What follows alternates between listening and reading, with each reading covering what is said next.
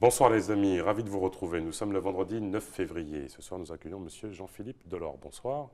Bonsoir, Farouk. Vous êtes candidat sans étiquette aux élections législatives pour la seconde circonscription. Ça a été un peu une candidature surprise, puisque vous étiez l'ex-directeur de campagne du député sortant, Monsieur Lénaïque Adam. Qu'est-ce qui s'est passé? Écoutez, d'abord, permettez-moi de saluer vos téléspectateurs. Je ne souhaite pas mener une campagne de personne. J'ai été effectivement le directeur de campagne de M. Adam. Je crois que le linge sale se lave en famille. Je n'ai pas envie de m'étaler au cours de cette émission sur les péripéties qui ont entouré ma relation avec Lénaïque Adam.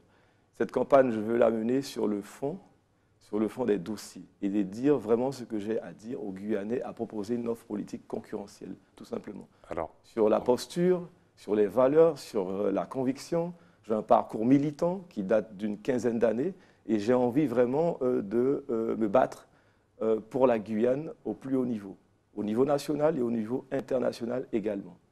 retard structurel de la seconde circonscription que vous connaissez bien, qu'est-ce que vous allez pouvoir faire pour que cela change?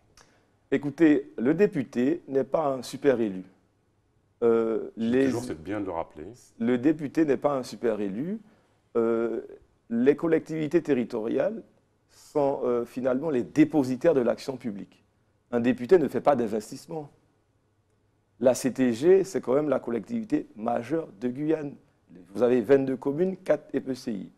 Sur la deuxième circonscription, vous avez 14 communes et 2 EPCI. La CCOG et la communauté des Savanes. Donc il faut analyser ces projets territoriaux. Il faut une cohérence. CTG, CCOG et les 14 communes. Il n'y a pas de dispositif législatif pour les accompagner? Tout à fait. Le député est là pour coordonner, pour écouter la base. La base, c'est les collectivités et la population. Le député que je serai va analyser tout ça avec beaucoup de finesse pour investir massivement, avoir les leviers législatifs. Un député, c'est un législateur, monsieur. Un député n'est pas pouvoir adjudicateur. Un député porte une voix. Un député participe à la production des normes. Parce que l'Assemblée nationale, c'est quoi? C'est une usine de production de normes. Et donc, il faut veiller à chaque instant, à chaque moment, à ce que les lois soient adaptées à la Guyane. Vous savez que la France, si je compte bien, a plus de 24 codes. Et sur chaque code, à chaque fois que vous faites une loi, il faut veiller à ce qu'elle soit bien adaptée au territoire guyanais, à l'intérêt guyanais. Dans quel groupe siégerez-vous? Pour le moment, j'observe. Je vais siéger dans le groupe qui permettra à la Guyane de briller, tout simplement. Pour l'instant, vous refusez... il n'y a pas de groupe sur lequel... Mon parti, c'est la Guyane. Et je le dis, mon parti, c'est la Guyane. Je me battrai par amour pour mon pays comme je l'ai toujours fait pendant plus de 15 ans. Très bien. Votre suppléant, c'est Rodrigue Azor. Pourquoi ce choix? Alors, Rodrigue Azor, c'est un Guyanais compétent, brillant, que j'ai souhaité à mes côtés.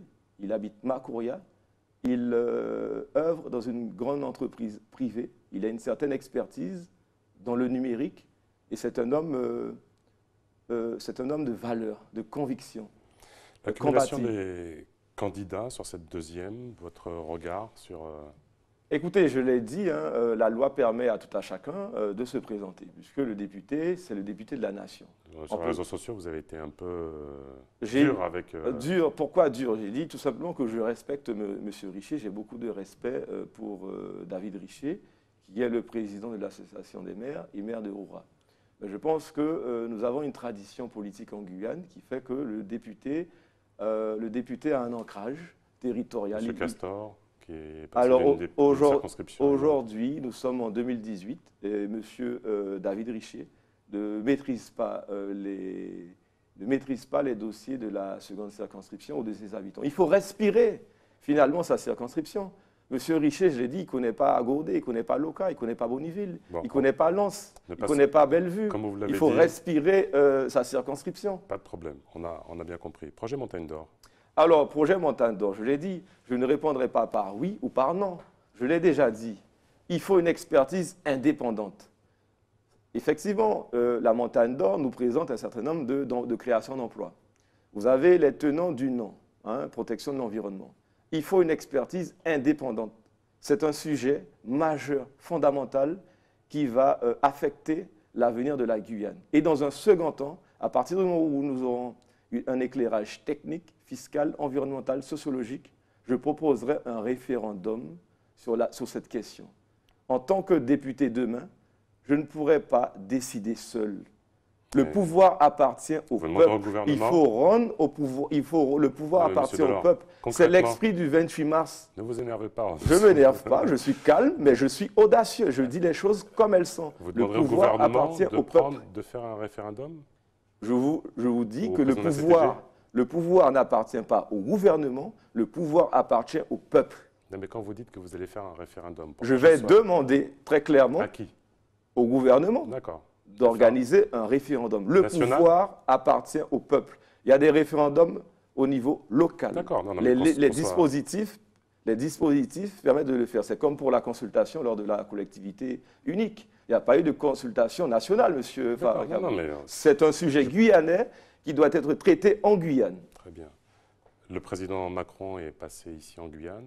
Il a dit non pour la route des fleuves, non pour l'hôpital à Maripasoula. Votre position? Écoute, nous avons un retard structurel. J'ai beaucoup d'estime pour le président pour le président Macron qui fait bouger les lignes. Moi, je lui dis les choses comme elles sont. Ma priorité, ça sera la santé. Et donc, il faut une offre hospitalière importante sur la deuxième circonscription de la Guyane. En plus de Saint-Laurent? En plus de Saint-Laurent. Et sur toute la Guyane. Lorsque je serai le député de la deuxième circonscription, mais au-delà de ça, le député de toute la Guyane. La priorité en Guyane, c'est la santé, selon moi, la santé. Nous avons des immigrés, si vous voulez, sanitaires.